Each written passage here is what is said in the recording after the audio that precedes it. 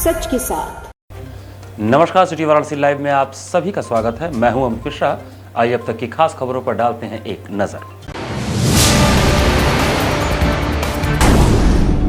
भारत सरकार के केंद्रीय संचार राज्य मंत्री देबू सिंह चौहान ने भारत संचार निगम लिमिटेड के 4 मोबाइल टावरों का किया शुभारंभ। काशी विद्यापीठ में आयोजित जॉब फेस्ट में पहले दिन मिली 648 प्रतिभागियों को नौकरी। वियतनाम के युवक के गायब हुए सामानों को कैंट जीआरपी ने ढूंढ निकाला।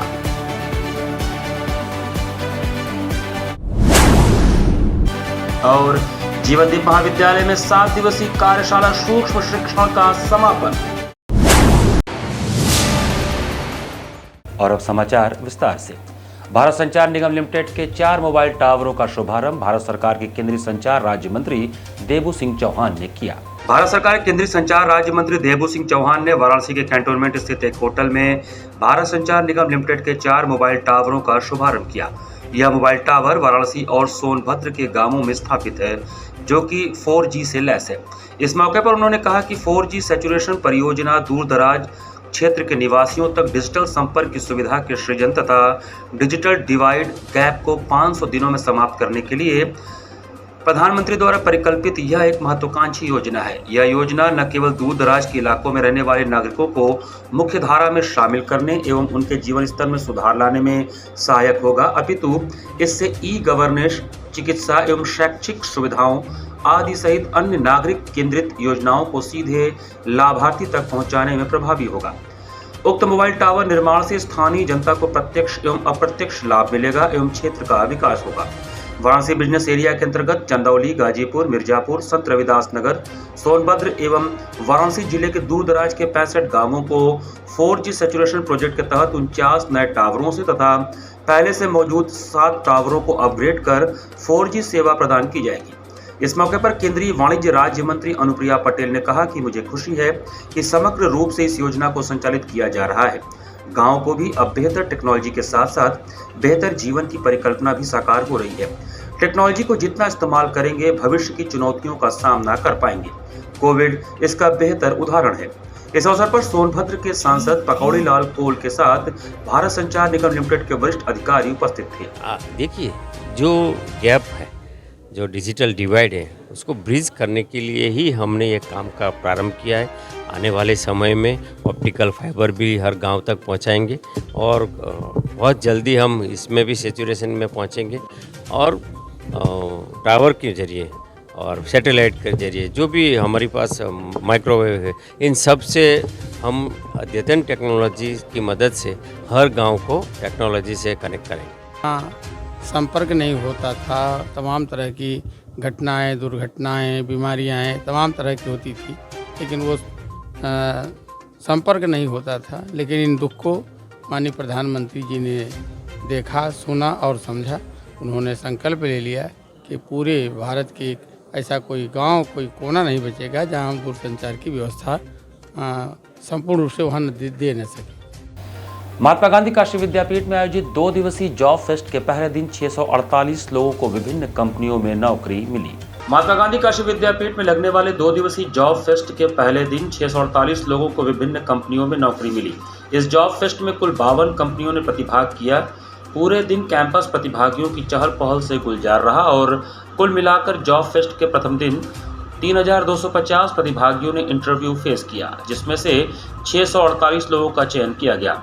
विश्वविद्यालय के PRO डॉक्टर नवरत्न सिंह ने बताया कि जिन प्रतिभागियों को आज मौका नहीं मिल पाया है, उनको 21 मई को यानी कल इंटरव्यू के लिए बुलाया जाएगा। उसके बाद शाम के समय चयनित अभ्यर्थियों को सिक्किम के राज्यपाल लक्ष्मण प्रसाद आचार्य द्वारा महात्मा गांधी काशी विद्यापीठ के गांधी अध्ययन पीठ सभागार में नियुक्ति पत्र प्रदान किया जाएगा। के लिए मेगा जॉब है ये। रोजगार बच्चों को पढ़ाई के बाद एक मेन उद्देश्य होता है कि उनको रोजगार मिले। विद्यापीठ ने इंटर के पास बच्चों को लेके बीटेक तक के बच्चों को आह्वान किया है कि वो काशी में आए और अपने रोजगार जो भी उनकी इच्छा है उसके लिए प्रयास करें और रोजगार प्राप्त करें। इसके लिए 55 कंपनियां विद्यापीठ में आई हुई हैं, आज से ही और कल तक रहेंगी। और विद्यापीठ पूरा प्रयास कर रहा है कि बच्चों को पढ़ते पढ़ते ही रोजगार मिल जाए। वियतनाम से आए एक पर्यटक के कैंट रेलवे स्टेशन से गायब हुए पासपोर्ट, बैग इत्यादि को जीआरपी कैंट ने बरामद कर उसको सुपुर्द किया। पर्यटकों की पसंदीदा शहर कहे जाने वाले काशी में वियतनाम से आए युवक का सामान कैंट रेलवे स्टेशन से गायब हो गया। विदेशी युवक ने इसकी शिकायत वाराणसी के कैंट जीआरपी से किया। पासपोर्ट गायब होने की वजह से युवक काफी परेशान था और वाराणसी में रुका हुआ था। ऐसे में वाराणसी कैंट जीआरपी ने मामले में सीसीटीवी फुटेज के आधार पर विदेशी के सामान को ढूंढ निकाला। वियतनाम के रहने वाले युवक नेगुएन को जीआरपी ने उसके सामान मिलने की सूचना दी, जिसके पश्चात कैंट स्टेशन पहुंचे विदेशी युवक को सामान शनिवार को सुपुर्द किया गया। अपना सारा सामान पाकर विदेशी युवक काफी प्रसन्न नजर आया और जीआरपी टीम की प्रशंसा करते हुए उन्हें धन्यवाद दिया। इस संबंध में जीआरपी इंस्पेक्टर हेमंत सिंह ने बताया कि वियतनाम के नेगुएन ने 12 मई को जीआरपी थाने पर एक तहरीर दी थी कि उनका बैग प्लेटफॉर्म पर कहीं गुम हो गया है। इस पर हमने मुकदमा दर्ज करते हुए बैग की तलाश शुरू कर दी थी। नेगुएन का बैग हमें लावारिस हालत में सर्कुलेटिंग एरिया मिला, जिसके बाद हमने उसे कब्जे में लेते हुए उन्हें सूचना दी, जिस पर आकर उन्होंने आज उसे प्राप्त किया है। इस बैग में पासपोर्ट, लैपटॉप, $500 और कई जरूरी सामान थे। वियतनाम के शख्स ने वाराणसी जीआरपी को आभार जताया है। उन्होंने कहा कि मेरा इस बैग में पासपोर्ट था, बिना उसके मैं अपने देश वापस नहीं जा सकता था। इसके अलावा इस बैग में सभी सामान वैसे ही मुझे मिल गए जैसे थे। 12 तारीख को यहाँ स्टेशन परिसर में आए थे। इनका सामान बैग जो है गुम हो गया था। उस बैग में लैपटॉप, घड़ी, $500 और उनका वॉच और कुछ किताबें थी जो इनका गुम हो गया था। आज हम लोग इनको ढूंढ के, इनको बुला के इनके सुपुर्द किया गया। कहाँ से आए थे, कितने दिन के भ्रमण के लिए आए थे काशी में? काशी में पहले से 12 तारीख से पहले आए थे, यहाँ सारनाथ और काशी दर्शन करने, और काशी में रह रहे थे। अभी ये वहाँ गया से इनको बुलाया गया, ये गया में थे। किसी का खोया हुआ सामान मिल जाता है तो कितनी खुशी होती है, और क्या उन्होंने कहा, किस तरह से उसको जाहिर किया अपने एम्बेसी में, या कहीं कुछ बताया उन्होंने? इस तरह उन्होंने बहुत ही खुशी जाहिर की और जीआरपी पुलिस की बहुत प्रशंसा किया है, और उन्होंने अपने एम्बेसी में भी बताया है इस बात को कि मुझे मेरा सामान पूरा मिल गया है, और बड़ी खुशी जाहिर किया है और बड़ी धन्यवाद दिया है पुलिस को। बनारस रेलवे स्टेशन परिसर में बने पहले रेल कोच रेस्टोरेंट का शनिवार को शुभारंभ हुआ। पूर्वांचल का पहला rail coach restaurant Banaras railway station परिसर में शनिवार से शुरू हो गया। स्टेशन के प्रथम प्रवेश द्वार के बगल में यह आकर्षक रेस्टोरेंट बनाया गया है। रेलवे के स्क्रैप कबाड़ से बने वातानुकूलित कोच में सामान्य बजट में यात्रियों को लजीज व्यंजन का स्वाद मिलेगा। रेलवे के अधिकारियों ने बताया कि गोरखपुर से खराब हो चुके कोच को मंगवाया गया और रेनोवेट कर बेहद ही आकर्षक रेस्टोरेंट में इसे तब्दील किया गया है। शनिवार को रेल कोच का उद्घाटन कैंट विधानसभा के विधायक सौरभ श्रीवास्तव पूर्वोत्तर रेलवे के DRM ने किया। आरती इंटरप्राइजेज निजी कंपनी को रेस्टोरेंट के संचालन की जिम्मेदारी दी गई है। रेस्टोरेंट के संचालक वरुण सिंह ने बताया कि इस रेलवे कोच में बैठकर व्यंजन का लुत्फ उठाने वाले लोगों को AC कोच में बैठ के यात्रा करने की अनुभूति होगी। महाराजा एक्सप्रेस के तर्ज पर तैयार इस रेलवे कोच रेस्टोरेंट में एक साथ 48 लोग बैठ सकते हैं। इसके साथ ही कोच के बाहर भी लोगों को बैठने की व्यवस्था हो गई है। ऐसे में रेस्टोरेंट में कुल 84 लोग एक साथ व्यंजन का लुत्फ उठा सकते हैं। बनारस रेलवे स्टेशन पर बने इस रेलवे कोच रेस्टोरेंट की सजावट बेहद ही खास है। बाहर से महाराजा ट्रेन को कोच की तरह दिखने वाले कोच रेस्टोरेंट के अंदर बेहद ही आकर्षक लाइटों से सजाया गया है। इस रेस्टोरेंट में लजीज व्यंजनों का लुत्फ लोग शास्त्रीय संगीत और लोकगीत के साथ उठाएंगे। इसके साथ ही लोगों को काशी की महत्ता और परंपरा से रूबरू होने का भी मौका मिलेगा। उद्घाटन यहाँ के स्थानीय विधायक माननीय सौरभ श्रीवास्तव जी ने, कैंट के विधायक सौरभ श्रीवास्तव जी ने किया है, और रेल मंडल प्रबंधक पूर्वोत्तर रेलवे आदरणीय रामाश्रय पांडे जी ने, दोनों लोग ने संयुक्त रूप से इसका उद्घाटन किया है और इसे अब काशी की जनता के लिए समर्पित किया है। कौन सी फर्म इसको चला रही है, क्या नाम है? आरती इंटरप्राइजेज। तमाम कार्य आरती इंटरप्राइजेज के फर्म पे चल रहा है। ये पहला रेल कोच रेस्टोरेंट का काम है। आशा और उम्मीद है कि काशी वासियों को प्यार उसने मिलेगा।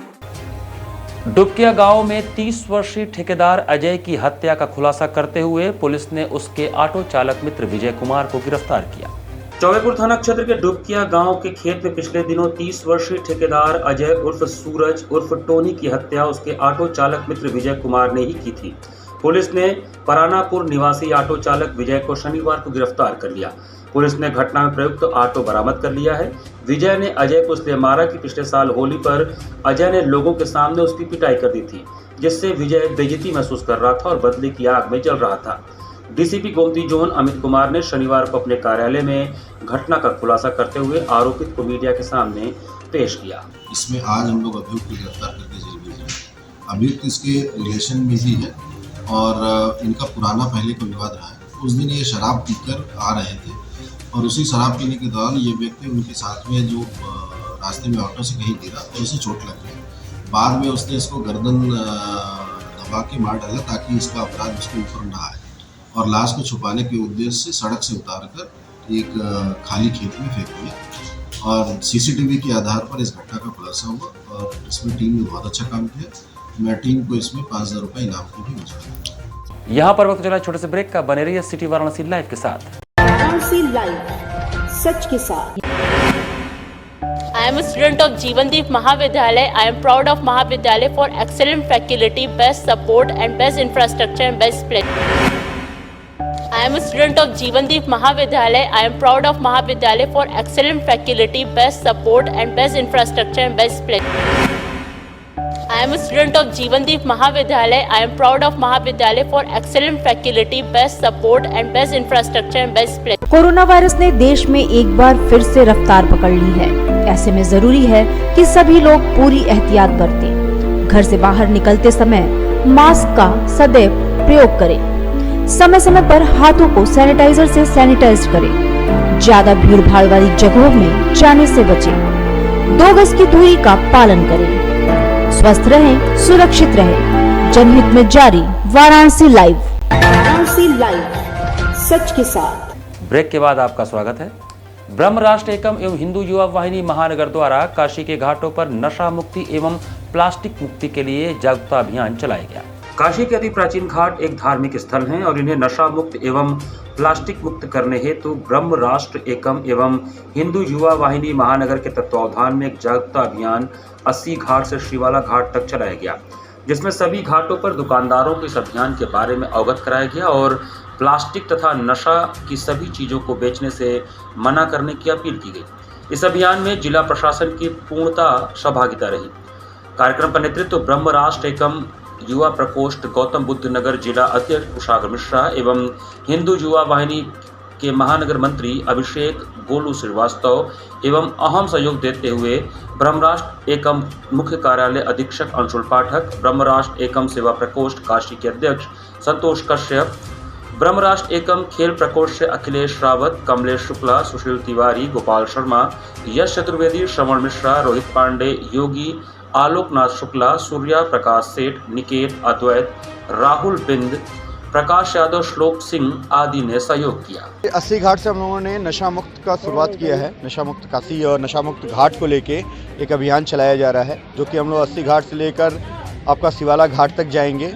एक जागरूकता रैली कह सकते हैं आप इसको, जागरूक करते हुए लोगों को कि घाट एक हमारा धार्मिक स्थल है, इस पे नशा की कोई भी चीज़ें ऐसी ना करें जिससे जो है यहाँ भाई किसी भी धर्म को ठेस पहुँचे लोगों को। इतना कार्यक्रम चल रहा है, क्या लग रहा है कि यहाँ के लोग अभी भी जागरूक हैं? बिल्कुल, देखिए कुछ लोग तो जागरूक हैं इसमें जो है, कुछ लोग जो धार्मिक स्थल मानते हैं वो जागरूक हैं। कुछ जो कपल्स हैं रात में 2-2, 3-3 बजे यहाँ बैठ के जो है गांजा पी रहे हैं, दारू पी रहे हैं, तो ये चीज़ गलत है।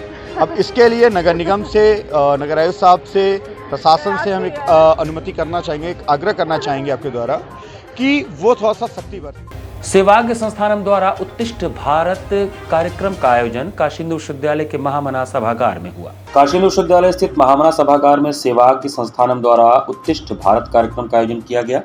आपको बता दें कि सेवाग्य संस्थानम द्वारा प्रतिवर्ष उत्तिष्ठ भारत कार्यक्रम का आयोजन होता रहा है, जिसका मुख्य उद्देश्य युवाओं के जीवन में लक्ष्य तय न कर पाने की चुनौती और तमाम झंझावत के बीच सभी दंडों का समाधान करना रहा है। इस कार्यक्रम में 1000 युवा चिंतकों का समागम हुआ। कार्यक्रम में मुख्य वक्ता के रूप में मिथिलेश नंदनी शरण उपस्थित रहे। इसके साथ ही कृषि अर्थशास्त्र विभाग के पूर्व विभागाध्यक्ष राकेश सिंह, वर्तमान विभागाध्यक्ष HP सिंह, विशिष्ट अतिथि के रूप में प्रतिष्ठित कारोबारी केशव जालान एवं सेवाग्य संस्थानम के राष्ट्रीय सचिव श्याम सिंह उपस्थित थे, जिनके द्वारा कार्यक्रम की रूपरेखा प्रस्तुत की गई। विषय पर अपना वक्तव्य रखते हुए महाराज ने कहा कि विचारों के अतिरेक से मनुष्य अपनी मनुष्यता की परिधि के बाहर चला जाता है। संस्कृति, संविधान और स्वायत्तता पर बात करते हुए महाराज ने कहा कि संविधान और सभ्यता के दबाव में संस्कृति को छोड़ना नहीं चाहिए। कार्यक्रम का शुभारंभ मालवीय जी, मां भारती और विवेकानंद जी के चित्र पर पुष्पांजलि व दीप प्रज्वलन के साथ किया गया। इस दौरान संगीत और मंच कला संकाय ने कुल गीत की प्रस्तुति की। तदुपरांत कार्यक्रम में उपस्थित मुख्य वक्ता सहित अन्य लोगों को अंगवस्त्रम और स्मृति चिन्ह देकर सम्मानित किया गया। कार्यक्रम के दौरान सैकड़ों की संख्या में लोग उपस्थित थे। कार्यक्रम का संचालन शिवम पांडे द्वारा किया गया तथा धन्यवाद ज्ञापन कार्यक्रम संयोजक अमीषा तिवारी ने किया। कार्यक्रम का जो मुख्य विषय है वो युवाओं की अपने भविष्य को लेके क्या क्या चिंताएं हो सकती हैं, किस तरह से उन चिंताओं का वो शमन करें और अपने लिए एक उचित मार्ग का निर्धारण करें, इन विषयों पे चर्चाएं हुई। इसके साथ ही धर्म के विषय में जो सारी भ्रांतियां आज के समाज में समसामयिक रूप से फैली हुई हैं, उन पे कटाक्ष किया गया और महाराज जी द्वारा यह बताया गया कि धर्म जो है कोई उस तरह की चीज़ नहीं है जिससे हम घृणा करें। धर्म एक बहुत बढ़िया चीज़ है और संपूर्ण सृष्टि ही धर्म से बधी हुई है। स्वामी हर्षानंद पब्लिक स्कूल में समर कैंप के समापन पर बच्चों ने जमकर धमाल मचाया। गर्मी की तपिश और लू के थपेड़ों ने जहां जनमानस को त्रस्त कर रखा है, वहीं छोटे बच्चों की स्कूली समर पार्टी में बच्चों ने अपने उछल कूद और तैराकी की मस्ती, विभिन्न खेल क्रियाओं, मौसमी फलों के उपयोग की प्रायोगिक क्रियाकलाप इत्यादि से खूब आनंदित किया। इससे वे न सिर्फ खेलकूद का आनंद प्राप्त कर रहे हैं, अपितु अपने अध्यापकों द्वारा गर्मी से बचने, मौसमी फलों के उपयोग, पानी की उपयोगिता, अपशिष्ट पदार्थों से उपयोगी वस्तुओं को बनाने की कला भी सीख रहे हैं। ऐसी क्रियाविधि स्वामी हर्षानंद पब्लिक स्कूल गढ़वा घाट और बनपुरवा में आयोजित की गई। सर्वप्रथम विद्यालय समूह के प्रबंधक बाबा प्रकाश ध्यानंद ने स्वामी जी के चित्र पर माल्यार्पण एवं दीप प्रज्वलन कर कार्यक्रम का शुभारंभ किया। तत्पश्चात बच्चों द्वारा सभी सीखी हुई कलाओं व चीजों का प्रदर्शन हुआ। बच्चों को संबोधित करते हुए उन्होंने कहा कि समर कैंप में बच्चों का शारीरिक, मानसिक और बौद्धिक विकास होता है। प्ले ग्रुप के नन्हे मुन्ने बच्चों द्वारा टेबल मैनर के साथ तरबूज खाने की प्रतियोगिता येलो थीम के तहत की गई। एलकेजी व यूकेजी के बच्चों ने फलों व सब्जियों पर आधारित थीम के अनुसार अपनी अपनी अभिव्यक्ति थी। आर्ट एंड क्राफ्ट, संगीत, नृत्य एवं नाटकों की बारीकियों को सीखा। हिंदी और अंग्रेजी के लेखन कौशल, व्यक्तित्व क्षमता निखार, विभिन्न वाद्य यंत्रों की जानकारी, अनुपयोगी वस्तुओं से सुंदर व उपयोगी वस्तु बनाकर बहुत ही करीने से प्रस्तुत किया गया। अम्ब्रेला पेंटिंग ने तो कार्यक्रम में चार चांद लगा दिया। कौशल सिखाने में मंजुलता शर्मा, फूल कुमारी यादव, योगेश राय, रितु सिंह, मनोज यादव, निधि तिवारी, नजमा अंसारी, बी पद्मावती इत्यादि लोगों ने भाग लिया। कक्षा 1, 2 और 3 ने स्केचिंग एवं क्राफ्ट की कलाकारी प्रस्तुति की। इस तरह से बच्चों में प्रमुख रूप से आद्विक त्रिपाठी, आस्था यादव, रिद्धियांशी, सिद्धियांशी, शीर्षिका, आस्तिक, रिद्धिमा, रुद्राक्षी, हेमाश्री, जयश्री, काव्यांश, तेजस, तनिष्क सहित सभी नन्हे मुन्ने प्यारे बच्चों ने ग्रीष्मकालीन अवकाश होने से पूर्व स्कूल में आयोजित समर पार्टी में खूब धमाल मचाया, जिसमें प्रधानाचार्य द्वय चंद्रशेखर सिंह, डॉक्टर A.K. चौबे, सुभाष सिंह, मनीष भाटिया, छात्रावास अधीक्षक lieutenant M.S. Yadav, retired, Mukeshwar Singh, Anuradha Dikshit, Simi Srivastava, Rakesh Pandey, Manorama Yadav इत्यादि की उपस्थिति रही। कार्यक्रम का संचालन HP शुक्ला ने किया।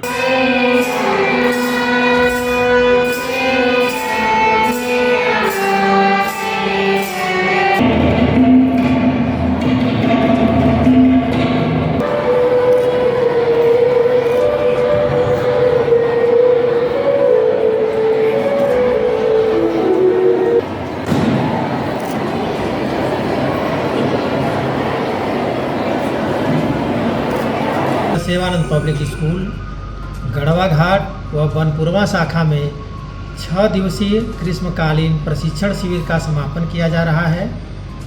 बीते 5 दिनों से विद्यार्थियों ने पढ़ाई के अलावा नई चीज़ों को सीखा, समझा और अपने समझ के अनुसार उसे एक रूप दिया।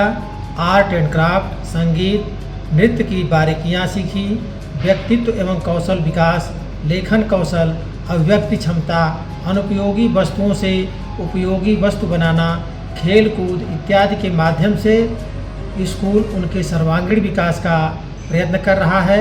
इससे न सिर्फ शैक्षिक तनाव कम होगा, अपितु आगे के लिए नई ऊर्जा मिलेगी। 7 दिवसीय सूक्ष्म शिक्षण पर कार्यशाला का जीवनदीप महाविद्यालय में शनिवार को समापन हुआ। जीवनदीप महाविद्यालय बड़ा लालपुर में शनिवार को 7 दिवसीय कार्यशाला सूक्ष्म शिक्षण का समापन हुआ। कार्यक्रम की शुरुआत मां सरस्वती के समक्ष दीप प्रज्वलित करके किया गया। कार्यक्रम का शुभारंभ करते हुए संस्था के अध्यक्ष अशोक कुमार सिंह ने अपने संबोधन में कहा कि शिक्षण की सहायता से ही व्यावहारिक ज्ञान का बोध होता है तथा शिक्षण का उद्देश्य छात्रों में कौशल विकसित करने के लिए किया जाता है। साथ ही साथ यह भी कहा कि सूक्ष्म शिक्षण अध्यापन एक ऐसी प्रविधि है जिसके माध्यम से छात्रों व अध्यापकों में प्रभावशाली शिक्षण कौशल को विकसित करता है।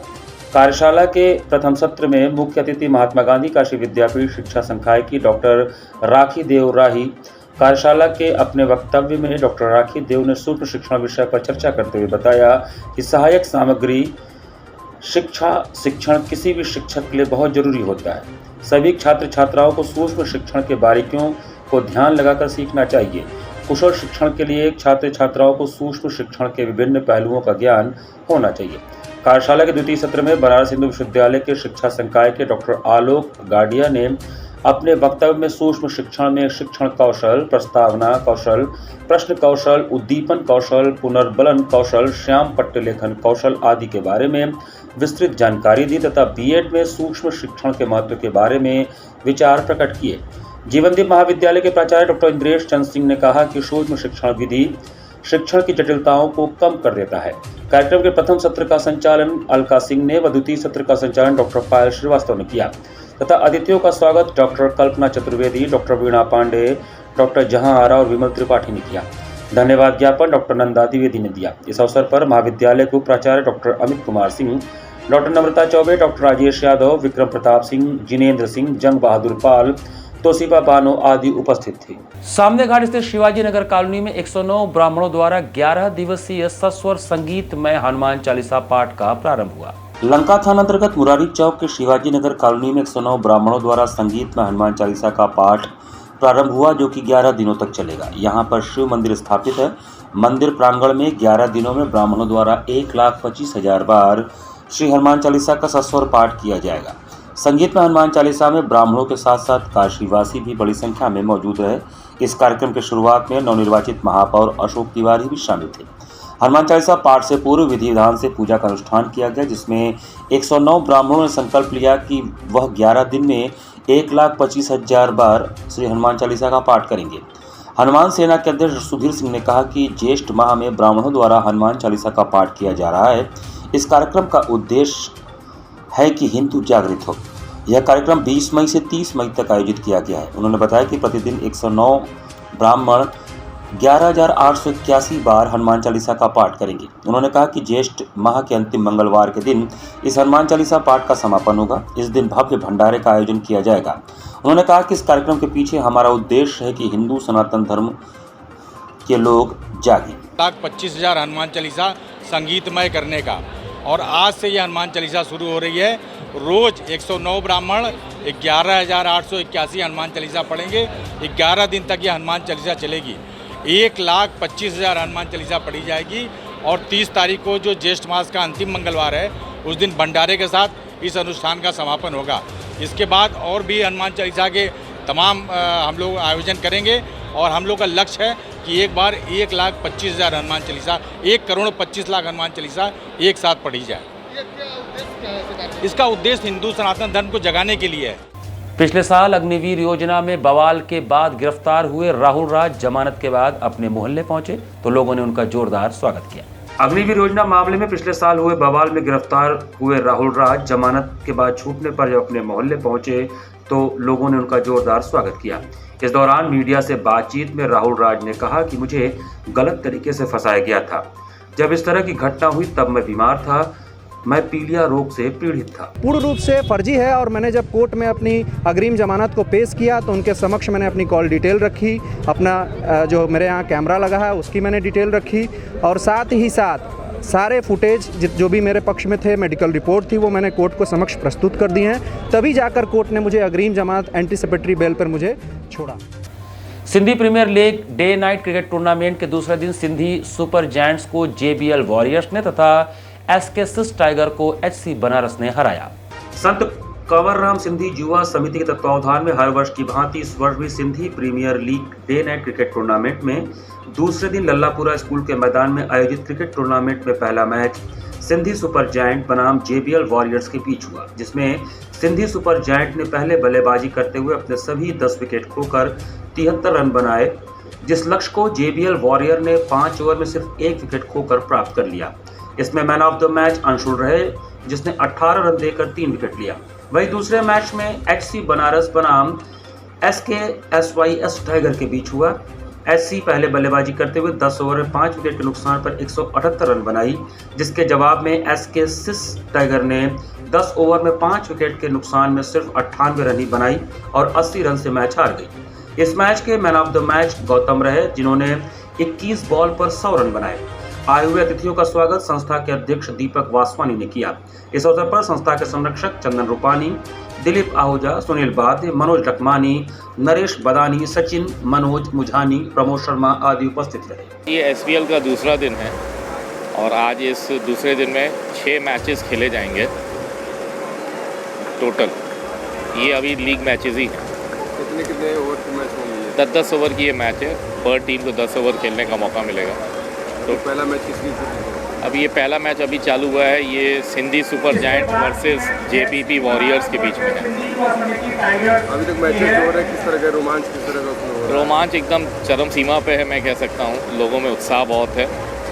अपने समाज में, अपने समाज के अलावा इस मोहल्ले में भी लोगों का उत्साह बहुत देखा जा रहा है। और जो भी मैच हो रहा है बहुत ही अच्छे वातावरण में, बहुत ही अच्छे मैत्री वातावरण में अब तक हुआ है। इसी के साथ सिटी वाराणसी लाइव का ये संस्करण हम समाप्त करते हैं। मुझे दीजिए आज्ञा। नमस्कार।